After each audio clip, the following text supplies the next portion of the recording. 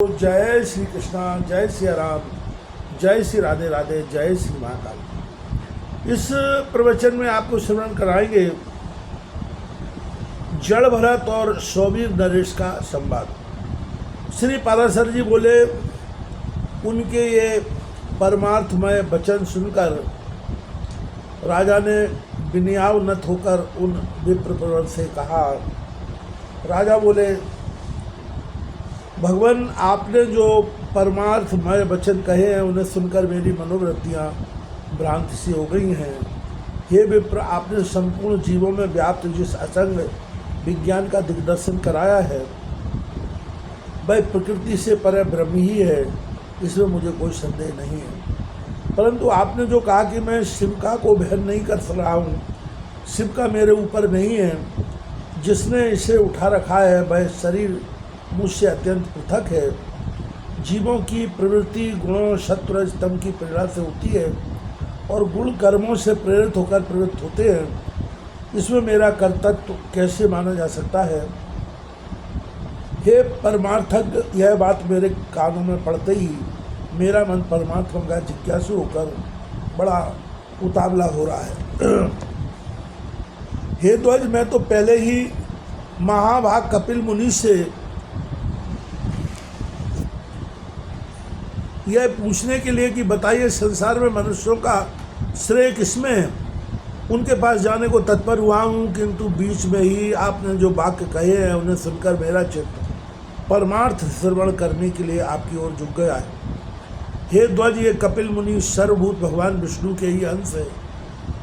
इन्होंने संसार का मोह दूर करने के लिए ही पृथ्वी पर अवतार लिया है, किंतु आप जो इस प्रकार भाषण कर रहे हैं उससे मुझे निश्चय होता है कि वे ही भगवान कपिल देव मेरे हित की कामना से यहाँ आपके रूप में प्रकट हो गए हैं।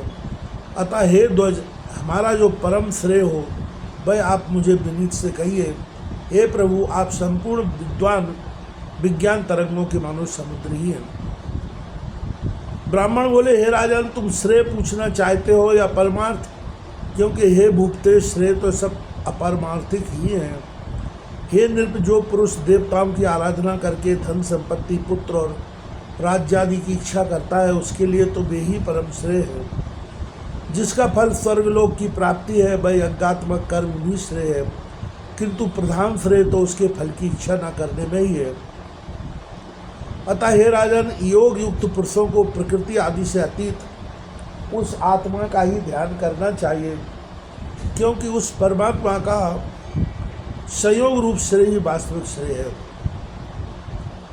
इस प्रकार श्रेय तो सैकड़ों हजारों प्रकार के अनेकों हैं, किंतु ये सब परमार्थ नहीं है।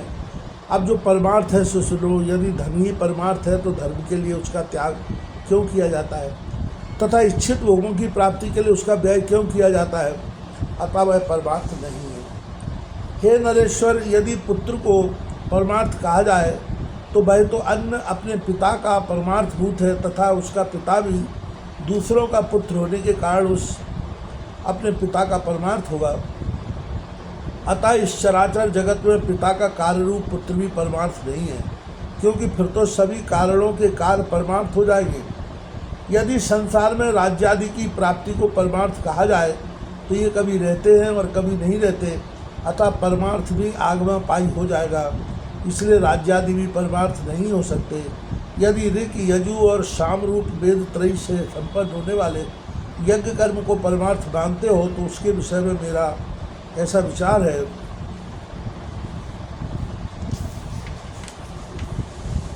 हे नृप, जो वस्तु कारण रूप मृत्तिका का कार्य होती है वह कारण की अनुगामिनी होने से मृत्तिका रूपी जानी जाती है।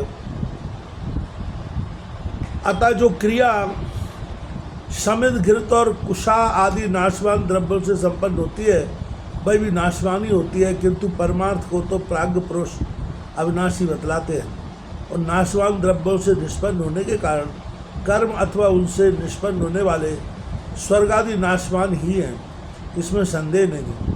यदि फल से फलाशा से रहित निष्काम कर्म को परमार्थता मानते हो तो वह जो मुक्ति रूप फल का साधन होने से साधन ही है, परमार्थ नहीं।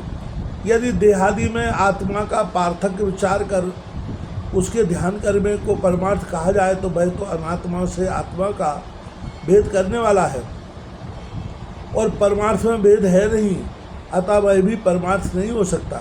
यदि परमात्मा और जीवात्मा के संयोग को परमार्थ कहे तो ऐसा कहना सर्वथा मिथ्या है, क्योंकि अन्य द्रव्य से अन्य द्रव्य की एकता कभी नहीं हो सकती। अतः हे राजन, निस्संदेह ये सब श्रेय ही है, परमार्थ नहीं। अब जो परमार्थ है वह मैं संक्षेप से सुनाता हूँ, श्रवण करो। आत्मा एक व्यापक समबुद्ध शुद्ध निर्गुण और प्रकृति से परे है।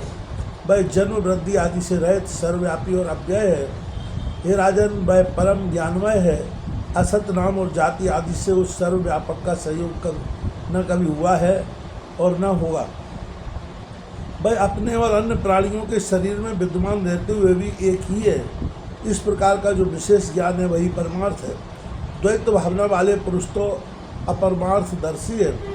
जिस प्रकार अभिन्न भाव से व्याप्त एक ही वायु के बांसुरी के छिद्रों के भेद से षडज आदि भेद होते हैं, उसी प्रकार शरीर आदि उपाधियों के कारण एक ही परमात्मा के देवता मनुष्य आदि अनेक भेद प्रतीत होते हैं। एक रूप आत्मा के जो नाना भेद हैं वे बाह्य देहादि की कर्म प्रवृत्ति के कारण ही हुए हैं। देवादि शरीरों के भेद का निराकरण हो जाने पर वह नहीं रहता, उसकी स्थिति तो अविद्या के आवरण तक ही है।